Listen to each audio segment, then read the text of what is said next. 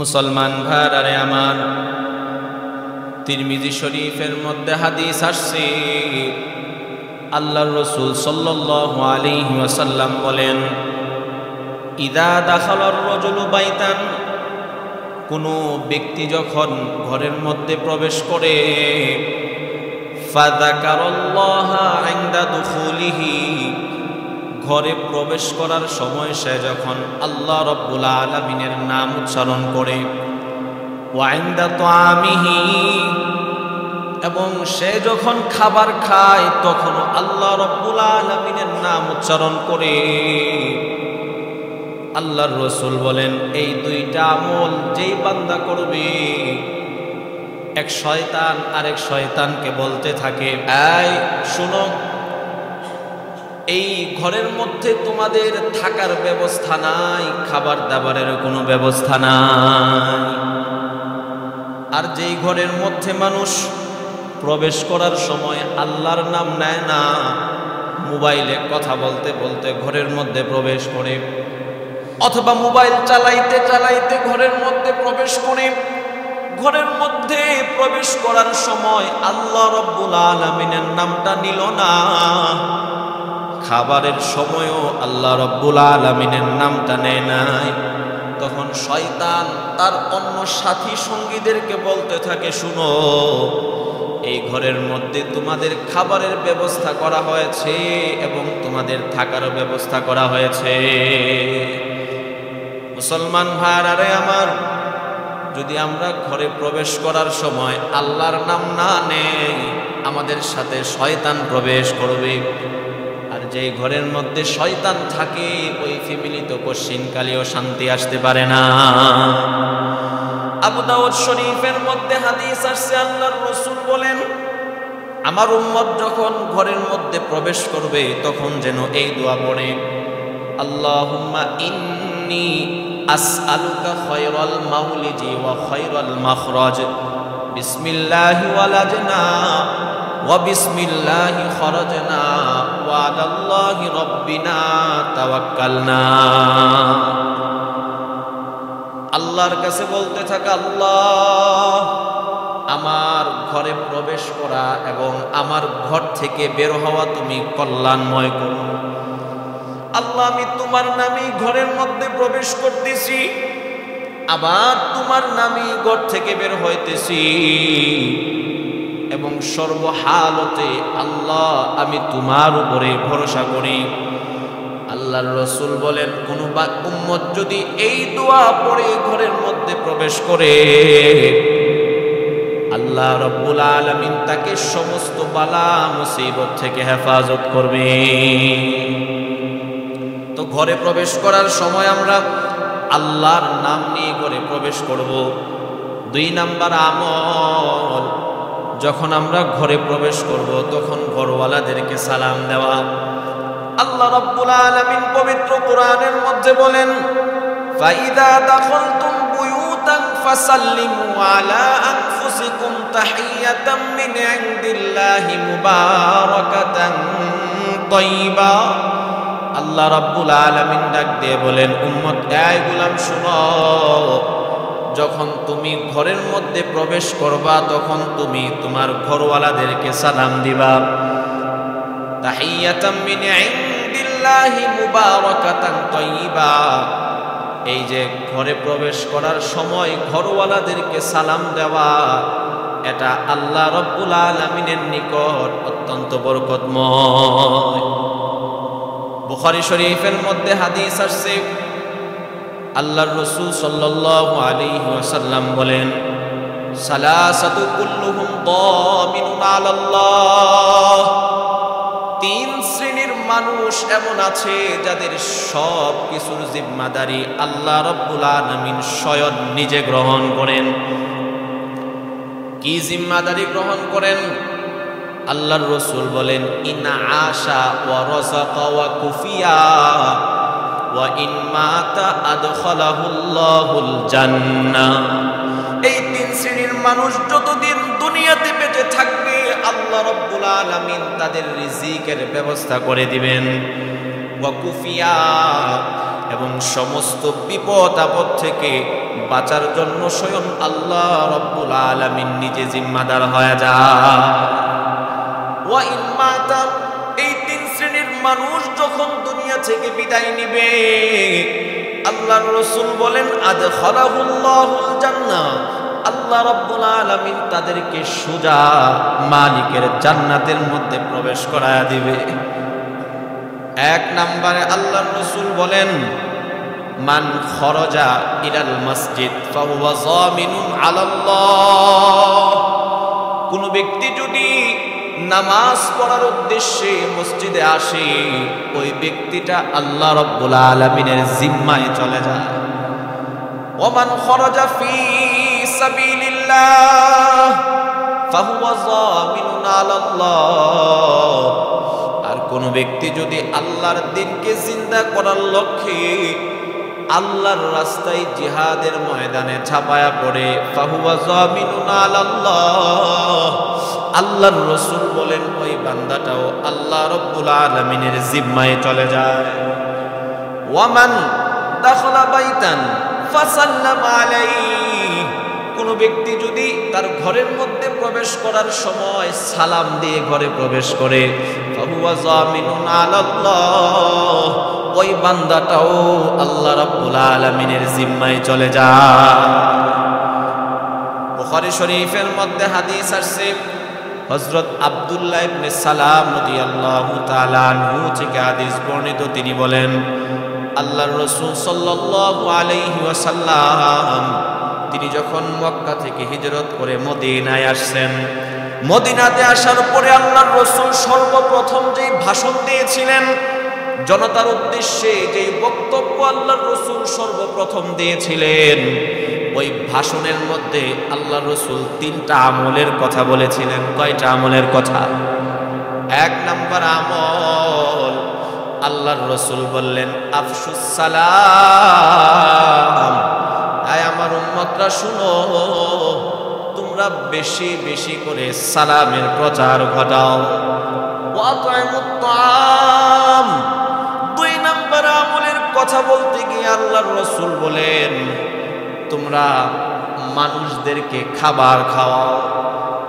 অন্যকে খাবার খাওয়ানো, এই আমলটা কেমন যেন আমাদের কাছ থেকে চলে গিয়েছে, অথচ আল্লাহর রাসূল হাদিসের মধ্যে বলেন কোন ব্যক্তি পেট ভরে খাইল আর তার প্রতিবেশী ক্ষুধার্ত, সে পরিপূর্ণ মুমিনই হতে পারে না। তিরমিজি শরীফের মধ্যে হাদিস আসছে, আল্লাহর রাসূল বলেন আয় আমার উম্মতরা শুনো, যখন তোমরা তরকারি রান্না করবা তখন তরকারির মধ্যে একটু ঝোল বাড়ায় দিবা। তোমার রান্নাকৃত তরকারি থেকে একটু তরকারি তোমার প্রতিবেশীর বাসায় পাঠায়া দাও, এর দ্বারা ওই প্রতিবেশীর সাথে তোমার মহাব্বত বাড়বে, ভালোবাসা বাড়বে এবং রাসূলের একটা সুন্নাত জিন্দা হবে। মুসলমান ভাইরা আমার, আমরা তো বর্তমানে আমাদের বঙ্গোপসাগরের মধ্যে ঢুকানো শিখেছি। এটা হলো বঙ্গোপসাগর। মনে রাখবেন, এই পেটের চাহিদা কোনোদিন মিটবে না।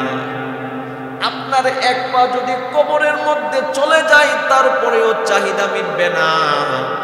দেখা যায় যাদের বয়স যত বাড়তে থাকে তার অন্তরে দুনিয়ার প্রতি লোভ তত বাড়তে থাকে, পাগলা ঘোড়ার মতো দুনিয়ার পিছনে দৌড়াইতে থাকি। যাদের বয়স 60 থেকে 70 বৎসর হয়ে গিয়েছে তাদেরকে তো হলুদ কার্ড দেখানো হয়ে গিয়েছে। যাদের বয়স 80 তাদেরকে লাল কার্ড দেখানোর জন্য পকেটের মধ্যে হাত দেওয়া হয়েছে। এখন শুধু লাল কার্ডটা বের করবে আর তারে দেখাবে। মুসলমান বড় আফসোসের সাথে বলতে হয়, জীবনের শেষ সময় এসেও আমরা নিজের পরিবর্তনের ফিকির করি না। মুসলমান আমরা কিসের পিছনে দৌড়াইতেছি? সুখ পাখির আশায় নাকি পাখির ছায়ার আশায়? পাখির আশায় যদি বাজান আমরা পাখির ছায়ার পিছনে দৌড়াই, জীবন শেষ হয়ে যাবে, তারপরেও বাজান পাখি শিকার করা যাবে না। আল্লাহর রাসূল বলতেছেন আফশুস সালাম, এই উম্মত শুনো, এক নাম্বার আমল তোমরা বেশি বেশি করে সালামের প্রচার ঘটাও। ওয়াতায়ামুত তাআম, দুই নাম্বার হলো মানুষদেরকে খাবার খাওয়াও। তিন নাম্বার ওয়াসাল্লু বিল্লাইল ওয়ান নাসু নিয়াম, মানুষ যখন ঘুমিয়ে থাকে তাহাজ্জুদের সময় নামাজের মুসল্লায় দাঁড়ায়া আল্লাহর দরবারে ইবাদত বন্দেগী করো। আল্লাহর রাসূল বলেন তাদখুলুল জান্নাতা বিসালাম, যারা এই তিনটা কাজ করবে তারা নিরাপদে মালিকের জান্নাতে প্রবেশ করবে।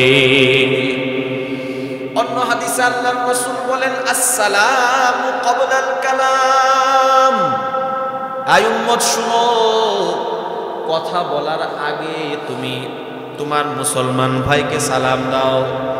আল্লাহর রাসূল সাহাবায়ে কেরামদেরকে নিয়ে একটা মজলিসের মধ্যে বসা, এমন সময় এক ব্যক্তি এসে সালাম দিল, আসসালামু আলাইকুম। আল্লাহর রাসূল সালামের উত্তর দিয়ে বললেন, তার আমলনামায় আল্লাহ রাব্বুল আলামিন 10টা নেকি লিখে দিয়েছেন। কিছুক্ষণ পরে আরেকজন ব্যক্তি আসছে, এসে বলল আসসালামু আলাইকুম ওয়া রাহমাতুল্লাহ। আল্লাহর রাসূল তার সালামের উত্তর দিলেন এবং বললেন, আল্লাহ রাব্বুল আলামিন আমার ওই সাহাবীর আমলনামায় 20টা নেকি লিখে দিয়েছেন। আল্লাহর রাসূলের মজলিসে কিছুক্ষণ পরে আরেকজন সাহাবী আসছেন, এসে বলল আসসালামু আলাইকুম ওয়া রাহমাতুল্লাহি ওয়া বারাকাতুহু। আল্লাহর রাসূল ওই সাহাবীর সালামের উত্তর দিলেন এবং বললেন, এইভাবে সালাম দেওয়ার কারণে মহান আল্লাহ তার আমলনামায় 30টা নেকি লিখে দিয়েছে। আবু দাউদ শরীফের মধ্যে হাদিস আসছে, হযরত আনাস রাদিয়াল্লাহু তাআলা আনহুকে আল্লাহর রাসূল ডাক দিয়ে কয়, রে আনাস, তুমি যখন ঘরের মধ্যে প্রবেশ করবা তখন তুমি তোমার ঘরওয়ালাদেরকে সালাম দিবা। তুমি যদি ঘরের মধ্যে প্রবেশ করার সময় ঘরওয়ালাদেরকে সালাম দাও, তাহলে এটা তোমার জীবনের মধ্যে বরকত নেমে আসবে এবং তোমার ঘরওয়ালাদের জীবনেও বরকত চলে আসবে। ঘরের মধ্যে বরকত আসার মাধ্যম আল্লাহর রাসূল বলে দিলেন। বর্তমানে তো আমাদের ঘরগুলো বরকত শূন্য হয়ে গিয়েছে। অনেক মানুষ এমন আছে 10 থেকে 15,000 টাকা ইনকাম করে এই সামান্য টাকা দিয়ে সে তার ফ্যামিলিকে চালায় নেয়। আবার বহু মানুষ এমন আছে 2 লক্ষ 3 লক্ষ টাকা ইনকাম করে তারপরেও তার সংসার ভালোভাবে চলে না। এর মূল কারণ হলো তার ফ্যামিলিতে আল্লাহ রাব্বুল আলামিনের বরকত নাই। আমরা যদি রাসূলের এই হাদিসের উপরে আমল করতে পারি, আল্লাহর রাসূলের হাদিস প্রমাণ করে আমাদের ঘরগুলো আল্লাহ রাব্বুল আলামিন বরকতময় করে দিবে। মুসলমান ভাইরা আমার, এই জন্য ঘরের মধ্যে প্রবেশ করার সময় যে দরজা খুলে দিবে, বাবা হোক, মা হোক, স্ত্রী হোক, সন্তান হোক, আমরা সালাম দেয়া দেব। এখানে লজ্জার কোনো কারণ নাই। বহু মানুষ এমন আছে স্ত্রীকে সালাম দিতে লজ্জা পায়, সন্তানকে সালাম দিতে লজ্জা পায়। এখানে লজ্জার কি বিষয় আমার তো বুঝে আসে না। আমি তো আমার সন্তানের কল্যাণ চাই, আমি চাই আমার সন্তান শান্তিতে থাকুক, ইজ্জতের সাথে থাকুক, সম্মানের সাথে থাকুক। সালাম মানেই তো হলো এগুলোই আল্লাহর কাছে দোয়া করা। এই জন্য যখন আমরা ঘরের মধ্যে প্রবেশ করব এবং ঘর থেকে বের হব, উভয় ক্ষেত্রে আমরা সালাম দিয়ে প্রবেশ করব এবং সালাম দিয়ে ঘর থেকে বের হব।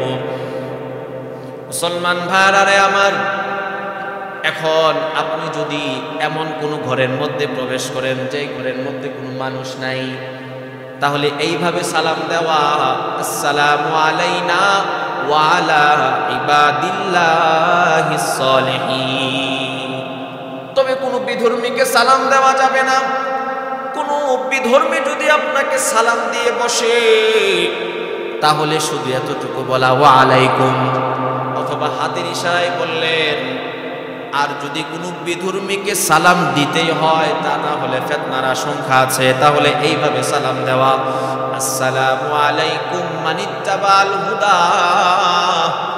এই সালামের আদব হলো, আপনি যখন আপনার চাইতে সম্মানিত কোনো মানুষকে সালাম দিবেন, আপনি আপনার বাবারে সালাম দিবেন, আপনি আপনার চাইতে মুরব্বী কাউকে সালাম দিবেন, আপনি কোনো আলেমকে সালাম দিবেন, ওই ক্ষেত্রে আপনার সালামের মধ্যে যেন সম্মান ফুটে ওঠে। তাহলে আপনার সালামটাও হবে আপনার পক্ষ থেকে, তাকে সম্মান প্রদর্শন করা হবে। আর যদি আপনি আপনার চাইতে ছোট কাউকে সালাম দেন, তাহলে ওই সালামের মধ্যে যেন ভালোবাসা, স্নেহ ফুটে ওঠে। ও মুসলমান, তবে কোনো বেগানা নারীকে সালাম দেওয়া যাবে না। এখন যদি কোনো বেগানার নারী আপনারে সালাম দিয়ে বসে, আর যদি ফিতনার আশঙ্কা থাকে, তাহলে ওই সালামের উত্তরে দেওয়া যাবে না।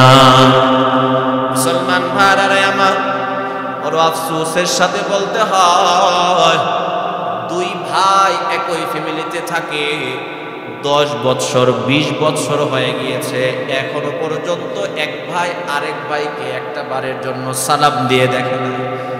এমন ফ্যামিলি আছে না নাই? আমি কেমন ভাই হইলাম? আমি আমার ভাইয়ের জন্যই তো কল্যাণ চাইলাম না। উচিত তো ছিল সে আমার ভাই, আমি তার বেশি বেশি করে সালাম দেব। তার কল্যাণের দরকার আছে, তার শান্তির দরকার আছে, তার ইজ্জতের দরকার আছে। এই ক্ষেত্রে ছোট ভাইকে আগে বড় ভাই সালাম দেয়া দিবে। কারণ এতদিন পর্যন্ত সালাম না দিতে দিতে হঠাৎ করে এখন বয়ান শুনে ছোট ভাই বড় ভাইকে সালাম দিতে লজ্জা পাবে। এই জন্য আপনি বড় ভাই আছেন, আপনি আগে সালাম দেন। লজ্জা চলে যাক, একটা অভ্যাস গড়ে উঠুক। আসলে এটা তো লজ্জার কোনো বিষয় না। বড় আফসোসের সাথে বলতে হয়, গুনাহের ক্ষেত্রে তো আমাদের লজ্জা হয় না। দেখা যায় ফ্যামিলির সমস্ত সদস্যগুলো মিলে একত্রে টেলিভিশনের দিকে তাকায় তাকায় হিন্দি ছবি দেখতে থাকে, স্টার জলসার নাটক দেখতে থাকে, ওই সময় লজ্জা হয় না। সালামের ক্ষেত্রে এসে কেন লজ্জা? এই জন্য আমরা ঘরে প্রবেশ করার সময় সালাম দিব তো ইনশাআল্লাহ। মুসলমান ভাইরা আমার, ঘরে প্রবেশ করার সময় ডান পা দিয়ে ঘরে প্রবেশ করা, বিসমিল্লাহ বলে ঘরে প্রবেশ করা, ঘরে প্রবেশ করার সময় হাসি মুখে ঘরে প্রবেশ করা। কারণ আপনার মুখের হাসি দেখে আপনার সন্তানের কলিজাটা ঠান্ডা হয়ে যাবে। আপনার মুখের হাসি দেখে আপনার স্ত্রীর সারা দিনের কষ্টগুলো দূর হয়ে যাবে। আপনার মুখের মুচকি হাসি দেখে আপনার মা বাবার কলিজাটা ঠান্ডা হয়ে যাবে। একটা সুন্নত মানার মধ্যে হাজার উপকারিতা। ঘরের মধ্যে প্রবেশ করার পরে ফ্যামিলিকে কিছু না কিছু জিজ্ঞাসা করা। আপনি যদি কোথাও সফর থেকে আসেন, তাহলে আসার সময় তাদের জন্য কিছু হাদিয়া নিয়ে আসা। ঘরের মধ্যে প্রবেশ করার পরে আরেকটা গুরুত্বপূর্ণ সুন্নত হলো, বুখারী শরীফের মধ্যে হাদিস আসছে, আল্লাহর রাসূল সাল্লাল্লাহু আলাইহি ওয়াসাল্লাম যখনই তিনি ঘরের মধ্যে প্রবেশ করতেন, আম্মা জানদেরকে যেই কাজের মধ্যে পাইতেন তিনি ওই কাজের মধ্যে লিপ্ত হয়ে যাইতেন। উদাহরণস্বরূপ মনে করুন, আপনি ঘরের মধ্যে প্রবেশ করে দেখলেন আপনার স্ত্রী তরকারি রান্না করতেছে, আপনার স্ত্রী ঘর ঝাড়ু দিচ্ছে, আপনি ঘরের মধ্যে ঢুকে তাকায় দেখেন আপনার স্ত্রী কাপড়গুলো ধৌত করতেছে। ইসলাম বলে ওই ক্ষেত্রে আপনি আপনার স্ত্রীর কাজে সহযোগিতা করা, এটা আপনার নৈতিক দায়িত্ব। মুসলমান ভাইরা আমার, ঘরে প্রবেশ করার সময় 2 নাম্বার আমল গেল। 3 নাম্বার আমল, যার ঘরে আপনি প্রবেশ করবেন তার থেকে অনুমতি নেওয়া। উদাহরণস্বরূপ মনে করুন আপনি বড় একটা বাসার মধ্যে বসবাস করেন, এক রুমে আপনার বাবা মা থাকে, আরেক রুমে আপনার বড় ভাই থাকে, আরেক রুমে আপনার ছোট ভাই থাকে। এখন কাহারো রুমে আপনি প্রবেশ করবেন, ওই ক্ষেত্রে তার থেকে অনুমতি নেওয়া এটা আপনার জন্য ওয়াজিব। আল্লাহ রাব্বুল আলামিন পবিত্র কোরআনের মধ্যে বলেন, ইয়া আইয়ুহাল্লাযীনা আমানু লা তাদখুলু বুয়ুতান গায়রা বুয়ুতিকুম হাত্তা তাস্তানিসু ওয়া তুসাল্লিমু আলা আহলিহা যালিকুম খায়রুল লাকুম। আল্লাহ রাব্বুল আলামিন ডাক দিয়ে বলেন, দুনিয়ার ঈমানদারগণ শুনো, তোমরা যখন কাহারো ঘরে প্রবেশ করতে চাইবা, যতক্ষণ পর্যন্ত ঘরওয়ালার পক্ষ থেকে তোমাকে অনুমতি দেওয়া না হবে, ততক্ষণ পর্যন্ত তুমি তার ঘরের মধ্যে ঢুকবা না। ওয়াতুসাল্লিমু আলা আহলিহা, ঘরে ঢোকার সময় আল্লাহ পাক বলেন ঘরওয়ালাদেরকে সালাম দিবা। যালিকুম খায়রুল লাকুম, আল্লাহ পাক বলেন আমি আল্লাহ যে এই তোমাদেরকে নসিহত গুলো করতেছি, এটা তোমাদের জন্য বড় কল্যাণকর। মুসলমান ভাইরা আমার, আবু দাউদ শরীফের মধ্যে হাদিস আসছে, আল্লাহর রাসূলের ঘরে এক লোক দরওয়াজার মধ্যে এসে বলতেছেন, ইয়া রাসূলুল্লাহ, আমি কি আপনার ঘরে প্রবেশ করতে পারি? আল্লাহর রাসূল খাদেমকে পাঠায় দিলেন, যাও, কিভাবে ঘরের মধ্যে প্রবেশ করার অনুমতি নিতে হয় তারে তুমি শিক্ষা দাও। আল্লাহর রাসূল হাতে কলমে শিক্ষা দিতেছেন। আল্লাহর রাসূল বললেন, কুলিস সালামু আলাইকুম আদখুলু, তাকে গিয়ে বলো সর্বপ্রথম সে যেন এসে সালাম দেয়, আসসালামু আলাইকুম, এরপরে যেন বলে আদখুলু, আমি কি ঘরের মধ্যে প্রবেশ করতে পারি? খাদেম গিয়ে যখন ওই সাহাবীকে বললেন, সাহাবী প্রথমে সালাম দিলেন, এরপরে রাসূলের অনুমতি নিয়ে তিনি ঘরের মধ্যে প্রবেশ করেছে। মুসলমান ভাইরা আমার, অনেক সময় দেখা যায় আমরা আমাদের নিকটতম কোনো আত্মীয়র ঘরে যাওয়ার সময় অনুমতি নেওয়ার প্রয়োজন মনে করি না। এমনটা করা যাবে না। বুখারী শরীফের মধ্যে হাদিস আসছে, এক সাহাবী আল্লাহর রাসূল সাল্লাল্লাহু আলাইহি ওয়াসাল্লামের কাছে এসে বলতেছেন, ইয়া রাসূলুল্লাহ, আমি আর আমার মা একই ঘরে বসবাস করি। আমার মার খেদমত করার জন্য কিছুক্ষণ পর পরেই আমার মায়ের ঘরে যেতে হয়। আমি যতবার আমার মায়ের ঘরে যাইব, প্রত্যেকবারই কি আমার অনুমতি নিতে হবে? আল্লাহর রাসূল বললেন, তুমি কি এটা পছন্দ করো? তোমার মাকে সর্ব অবস্থায় দেখা তুমি কি পছন্দ করো? অর্থাৎ তোমার মা কোনো অপছন্দনীয় অবস্থায় আছে, আর ওই অবস্থায় দেখা কি তুমি পছন্দ করো? ক্বালা লা ইয়া রাসূলুল্লাহ, ওই সাহাবী বললেন, ইয়া রাসূলুল্লাহ, অবশ্যই আমি এটা পছন্দ করি। আল্লাহর রাসূল বললেন, তাহলে যতবার তুমি তোমার মায়ের ঘরের মধ্যে যাইবা, ততবারই তুমি তোমার মায়ের ঘরের মধ্যে অনুমতি নিয়ে এরপরে প্রবেশ করবা। মুসলমান ভাইরা আমার, এই যে অনুমতি, এই অনুমতির জন্য সালাম হোক অথবা কলিং বিল হোক সর্বোচ্চ 3 বার দেওয়া যাবে। কয়বার বলেন? আবু দাউদ শরীফের মধ্যে হাদিস আসছে, হযরত আবু মুসা আল আশআরী রাদিয়াল্লাহু তাআলা আনহু তিনি বলেন, খলিফাতুল মুসলিমিন ওমর এক লোক আমার বাড়িতে পাঠিয়েছেন আমাকে ওমরের সাথে দেখা করার জন্য। হযরত আবু মুসা আশআরী রাদিয়াল্লাহু তাআলা আনহু হযরত ওমর রাদিয়াল্লাহু তাআলা আনহুর সাথে দেখা করার জন্য চলে গেলেন। বাড়িতে গিয়ে 3 বার সালাম দিলেন। 3 বার সালাম দেওয়ার পরে যখন কোনো উত্তর আসে না, হযরত আবু মুসা আল আশআরী রাদিয়াল্লাহু তাআলা আনহু তিনি চলে আসছেন। কিছুদিন পরে হযরত ওমরের সাথে আবার সাক্ষাৎ।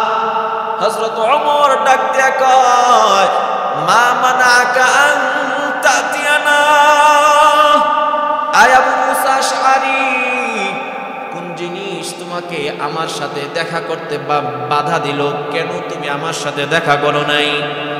হযরত আবু মুসা আল আশআরী রাদিয়াল্লাহু তাআলা আনহু বললেন, আমি আল্লাহর রাসূলকে বলতে শুনেছি অনুমতির সালাম হলো 3 বার। আমি আপনার দরওয়াজার সামনে দাঁড়ায় 3 বার সালাম দিয়েছি, যখন উত্তর আসে না এই জন্য আমি চলে আসছি। তাহলে অনুমতির জন্য সালাম সর্বোচ্চ কয়বার? এখন যদি এমন হয় আপনি যেই জায়গায় দাঁড়ানো আপনার আওয়াজ ঘরওয়ালাদের কান পর্যন্ত পৌঁছাইবে না, তাহলে কলিং বেলে চাপ দিবেন, এটাও সর্বোচ্চ 3 বার। অথবা যদি দরওয়াজার মধ্যে নক করেন, এটাও সর্বোচ্চ 3 বার। অনেক সময় দেখা যায় অনেকে কলিং বেলে চাপ দিতেই থাকে 10 বার 15 বার, এটা অনুচিত।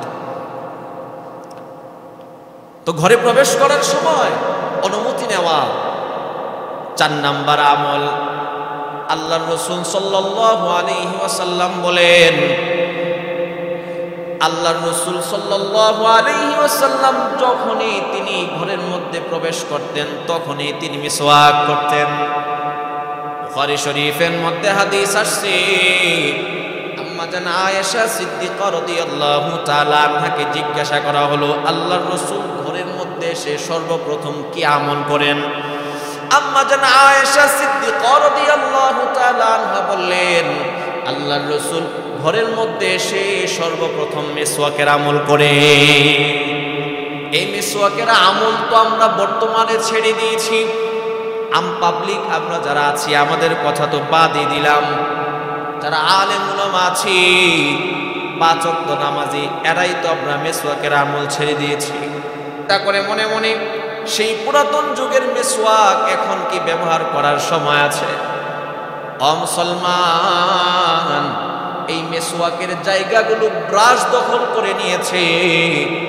আপনি ব্রাশ ব্যবহার করেন, নিষেধ করতেছি না, কিন্তু একজন মুসলমান হিসাবে 5 ওয়াক্ত নামাজের ওযু করার সময় মিসওয়াক করা এটা মুসলমানের দায়িত্ব। মুসলমান ভাইরা আমার, ফ্যাশন আর সুন্নতের মধ্যে পার্থক্য কতটুকু?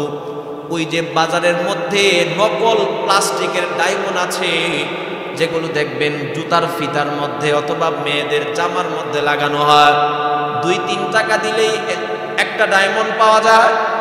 কিন্তু এই পরিমাণ অরিজিনাল ডায়মন্ড যদি আপনি কিনতে চান তাহলে কি পরিমাণ টাকা লাগবে? মুসলমান, প্লাস্টিকের ডায়মন্ড আর অরিজিনাল ডায়মন্ডের মধ্যে যেমন আসমান জমিনের ব্যবধান, ঠিক তদরূপভাবে রাসূলের সুন্নাত আর ফ্যাশনের মধ্যেও ওই রকম ব্যবধান। আজকে আমরা ফ্যাশনকে ধরতে গিয়ে রাসূলের সুন্নাতকে বর্জন করে ফেলতেছি। বুখারী শরীফের মধ্যে হাদিস আসছে, আল্লাহর রাসূল বলেন, আস-সিওয়াকু মাতহারাতুল লিল ফাম ওয়া মারদাতুল লির-রব। আল্লাহর রাসূল বলেন, মিসওয়াক এটা মুখকে পরিষ্কার করে এবং আল্লাহ রাব্বুল আলামিনের সন্তুষ্টি অর্জনের মাধ্যম। মুসলমান ভাইরা আমার, আল্লাহর রাসূল যখন ঘরের মধ্যে যাইতেন মেসওয়াক করে মেসওয়াকটাকে ধৌত করার জন্য আম্মা জান আয়েশার কাছে দিতেন। আম্মা জান আয়েশা ওই মেসওয়াকটা দিয়ে তিনি প্রথমে মেসওয়াক করতেন, এরপরে ধৌত করে সেটা আবার রাসূলের কাছে দিতেন। রাসূলের দুনিয়া থেকে বিদায় নেওয়ার সময় সর্বশেষ আমল ছিল এই মেসওয়াক। আম্মা জান আয়েশা সিদ্দিকা রাদিয়াল্লাহু তাআলা আনহা তিনি বলেন, বুখারী শরীফের মধ্যে হাদিস আসছে, ইন্তেকালের সময় আল্লাহর রাসূলের কাছে যখন মিসওয়াক দেওয়া হলো, আল্লাহর রাসূল এত সুন্দর করে মিসওয়াক করেছেন। আম্মা জান আয়েশা বলেন, এত সুন্দর করে মিসওয়াক করা আমি আর জীবনে কখনো দেখি না। আল্লাহর রাসূল মিসওয়াক করে 2 হাত উঁচা করে আল্লাহর কাছে দোয়া করলেন, আল্লাহুম্মা রফিকিল আলা, আল্লাহুম্মা রফিকিল আলা, আল্লাহুম্মা রফিকিল আলা। এই দোয়াটা আল্লাহর রাসূল 3 বার পড়ে এরপরে তিনি দুনিয়া থেকে বিদায় নিয়েছে। মুসলমান ভাইরা আমার, তাহলে রাসূলের জীবনের সর্বশেষ আমল ছিল এই মিসওয়াক।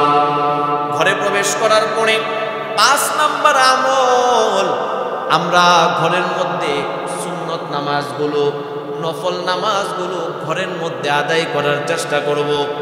আল্লাহর রাসূল সাল্লাল্লাহু আলাইহি ওয়াসাল্লাম বলেন, তিরমিজি শরীফের মধ্যে হাদিস খানা আসছে, পয়গম্বর বলেন, লা তাজআলু বুয়ুতাকুম কুবুরা, এই উম্মত শুনো, তোমরা তোমাদের ঘরগুলোকে কবর বানাইবা না। সাবধান, তোমরা তোমাদের ঘরগুলোকে কবর বানাইবা না।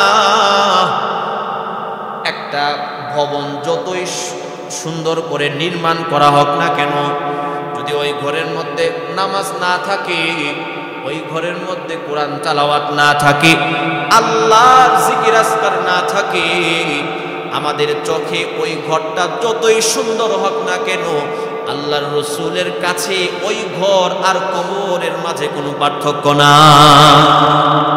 এই জন্য সময় হলে কিছু নামাজ আমরা ঘরের মধ্যে আদায় করার চেষ্টা করব। মুসলিম শরীফের মধ্যে হাদিস আসছে, আল্লাহর রাসূল বলেন, উম্মত শুনো, তোমরা ফরজ নামাজগুলো মসজিদের মধ্যে গিয়ে আদায় করবা, আর সুন্নাত নামাজগুলো ঘরের মধ্যে আদায় করবা। কারণ যেই ব্যক্তি ফরজ নামাজগুলো ঘরের মধ্যে আদায় করে, কিছু সুন্নত নামাজ ফরজ নামাজগুলো মসজিদের মধ্যে আদায় করে, কিছু সুন্নত নামাজ ঘরের জন্য রেখে দেয়, সে যেন নামাজের কিছু রহমত আর বরকত তার ঘরের মধ্যে নিয়ে গেল। মুসলমান ভাইরা আমার, আমরা যদি ঘরের মধ্যে সুন্নত নামাজগুলো, নফল নামাজগুলো আদায় করতে পারি, তাহলে আমাদের চারটা ফায়দা হবে। কয়টা ফায়দা বলেন? চারটা ফায়দা। এক নাম্বার ফায়দা হলো, আমার আপনার নামাজগুলো লৌকিকতা মুক্ত থাকবে, লোক দেখানো মনোভাব অন্তরের মধ্যে আসবে না। দুই নাম্বার ফায়দা হলো, যারা সুন্নত এবং নফল নামাজগুলো ঘরের মধ্যে আদায় করবে, আল্লাহ রাব্বুল আলামিনের রহমত ওই ঘরের মধ্যে অঝোর ধারায় বর্ষিত হইতে থাকবে। তিন নাম্বার ফায়দা হলো, যে ব্যক্তি নফল নামাজগুলো, সুন্নত নামাজগুলো ঘরের মধ্যে আদায় করবে, ওই ঘরের মধ্যে রহমতের ফেরেশতাদের আসা যাওয়া বেশি থাকবে। আর যে ঘরের মধ্যে রহমতের ফেরেশতাদের আসা যাওয়া বেশি, ওই ঘরের মধ্যে তো বাজার শয়তান প্রবেশ করতে পারে না। চার নাম্বার ফায়দা হলো, আমরা যেই জায়গায় দাঁড়ায়া ঘরের মধ্যে নফল নামাজগুলো আদায় করব, ওই জায়গাগুলো কিয়ামতের ময়দানে আল্লাহ রাব্বুল আলামিনের দরবারে আমার আপনার পক্ষে সাক্ষী দিবে। আল্লাহর কাছে ওই জমিনটা ডাক দিয়ে বলবে, রে মালিক, তোমার এই বান্দাটা আমি জমিনের এই জায়গায় দাঁড়ায়া তোমার সন্তুষ্টি অর্জনের জন্য ইবাদত করেছে। মুসলমান ভাইরা আমার, 6 নাম্বার আমল, আমরা যখন ঘর থেকে বের হব, তখন ঘর থেকে বের হওয়ার দোয়া পড়ে বের হওয়া। আল্লাহর রাসূল বলেন, বিসমিল্লাহি তাওয়াক্কালতু আলাল্লাহ, লা হাওলা ওয়ালা কুওয়াতা ইল্লা বিল্লাহ। কোন ব্যক্তি যদি এই দোয়াটা পড়ে ঘর থেকে বের হয়, আমি আল্লাহর নামে আল্লাহর উপরে ভরসা করে আমার ঘর থেকে বের হলাম। পয়গম্বর বলেন, আল্লাহ রাব্বুল আলামিনের পক্ষ থেকে একজন ঘোষণাকারী ওই বান্দাকে উদ্দেশ্য করে ঘোষণা করতে থাকে, বান্দা শুনো, তোমাকে আল্লাহ রাব্বুল আলামিনের পক্ষ থেকে হেদায়েত দেওয়া হলো, তোমাকে আল্লাহ রাব্বুল আলামিনের পক্ষ থেকে নিরাপত্তা দেওয়া হলো, তোমাকে আল্লাহ রাব্বুল আলামিনের পক্ষ থেকে সমস্ত বিপদ আপদ থেকে হেফাজত করার জিম্মা নেওয়া হলো। এই কথা যখন একজন ফেরেশতা বলে, তখন এক শয়তান আরেক শয়তানকে বলতে থাকে, শুনো, যাকে আল্লাহর পক্ষ থেকে পথ দেখানো হয়েছে, বিপদ থেকে রক্ষা করার জিম্মা নেওয়া হয়েছে, তোমরা তো তার কোনো ক্ষতি করতে পারবা না। শয়তান তখন তাকে ধোঁকা দেওয়ার ক্ষেত্রে নিরাশ হয়ে যায়। এই জন্য এই যে 6টা আমল আমরা ঘরের মধ্যে প্রবেশ করা থেকে নিয়ে বের হওয়ার পর্যন্ত, এই 6টা আমল ইনশাআল্লাহ আমরা সবাই করব। তো পাশাপাশি ঘরের মধ্যে এমন কিছু জিনিস আছে যে জিনিসগুলো আমাদেরকে অবশ্যই ঘর থেকে বের করতে হবে। আল্লাহর রাসূল সাল্লাল্লাহু আলাইহি ওয়াসাল্লাম হাদিসের মধ্যে বলেন, লা তাদখুলুল মালাইকাতু বাইতুন ফীহি কালবুন ওয়ালা লা তাদখুলুল মালাইকাতু বাইতান ফীহি কালবুন ওয়ালা তাসাবির।